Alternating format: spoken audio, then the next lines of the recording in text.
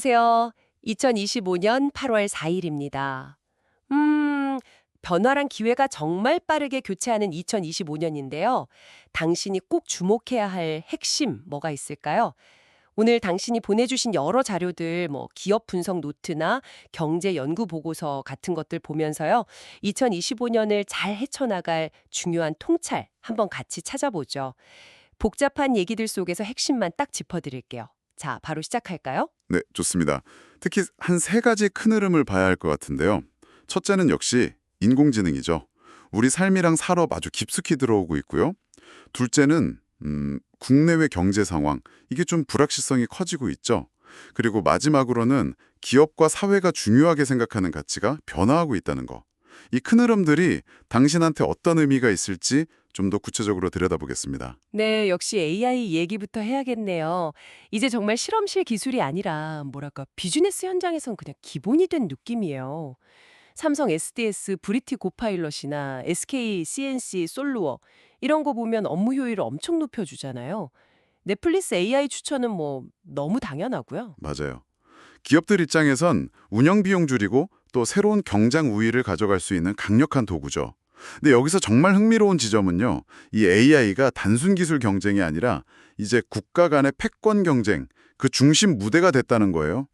현대경제연구원 보고서 보니까 미국이 압도적 1위를 지키려고 하고 중국이 바로 뒤에서 바짝 쫓아오는 모양새더라고요. 그러니까 AI 기술력이 곧 국가 경쟁력이 되는 시대인 거죠. 아, 기술 경쟁이 심해지니까 당연히 윤리 문제, 법적인 문제도 중요해지겠네요. 깊이 말고 깊이 블로그 분석 보니까 내후년에 시행된다는 한국의 AI 기본법 논의도 다 이런 배경에서 나온 거군요. 이 법 좀 간단히 설명해 주실 수 있나요? 어떤 방향인가요? 그 AI 기본법은요.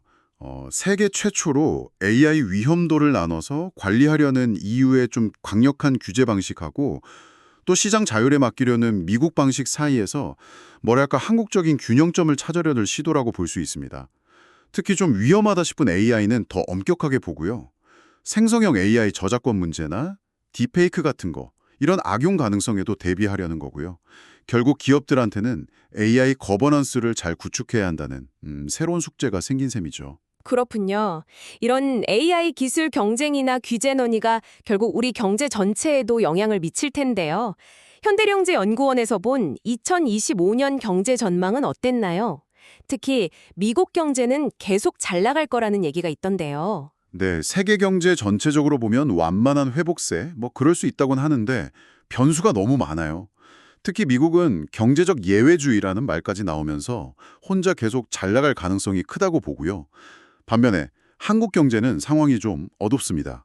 네, 2025년 성장률 전망치가 1.7% 정도인데 이게 잠재 성장률보다 낮거든요. 현대경제연구원 보고서 보면 인내하는 소비자들 이런 표현까지 썼더라고요. 그만큼 내수 부진이 심각하다는 거고 그나마 버티던 반도체 수출마저 좀 둔화될 우려도 있고요. 1.7. 아, 신박하네요. 심지어 그 보고서에서는 한국 경제가 정상 성장 경로에서 벗어날 수도 있고 더 나아가서 L자형 장기 불황, 그러니까 한 번 가라앉으면 쭉 저성장으로 가는 그런 가능성까지 언급하면서 경고하고 있더라고요. 거기에 부의 정치적 경기 사이클이라고 정치 불안이 경제 심리까지 위축시킨다는 지적도 있었고요. 그렇죠. 물가 높고 금리 부담 크니까 가게에서 돈 쓸 여력도 줄고 기업들도 투자하기 꺼려하고요. 여기에 트럼프 2기 행정부 들어설 경우 통상 압박 같은 거, 또 중국 경제 둔화 같은 외부 리스크까지 겹치니까 한국 경제가 정말 중요한 갈림길에 서 있는 건 맞는 것 같습니다. 네, 이렇게 환경이 참 어렵지만 그래도 기업들은 또 다른 데서 길을 찾는 모습이 보여요. 보내주신 CEO 노트를 보니까 ESG 경영이 이제 그냥 구호가 아니라 정말 리스크 관리하고 회복 탄력성 확보하는 차원에서 더 중요해지고 있더라고요. 포스코 탄소 중립 목표나 신한금융 AI 리스크 관리 같은 게 딱 그런 예겠죠. 정확합니다. 그리고 더 나아가서 직원들의 정신건강, 웰빙 이런 걸 중요하게 생각하는 문화, 마인드풀네스와 웰빙 이게 확산되는 것도 주목할 만해요. 이게 단순히 복지 차원을 넘어서 조직 효율성이나 지속 가능성을 높이는 핵심 전략으로 보고 있다는 거죠. 삼성전자 웰리스 앱이나 네이버 웰빙 공간 늘리는 거, 현대차 마인드풀니스 모드 개발 같은 거 보면 기업마다 특색 있게 시도하고 있더라고요. 오, 그런 건 또 긍정적인 흐름이네요. 현대경제연구원 분석 보니까 K 콘텐츠 넘어서 K 푸드, K 뷰티 같이 메이드 인 K 인기가 생활 전반으로 퍼지면서 수출이랑 관광에도 좋은 영향을 줄 거라는 기대도 있던데요.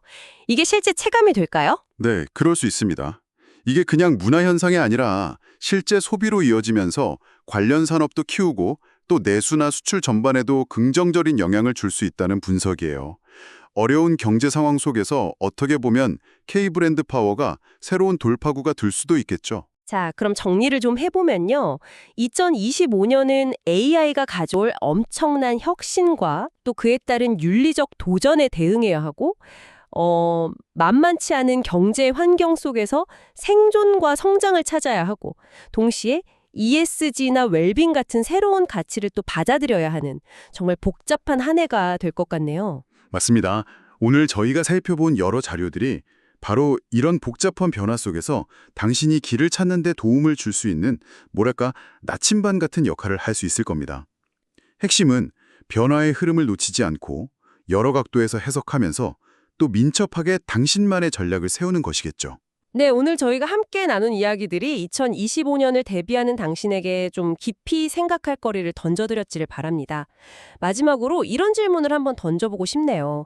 정말 빠르게 변하는 기술, 경제, 사회적 가치 속에서 당신과 당신의 조직은 어떻게 중심을 잡고 지속 가능한 성장을 만들어갈 수 있을까요? 한번 진지하게 고민해 볼 만한 질문인 것 같습니다.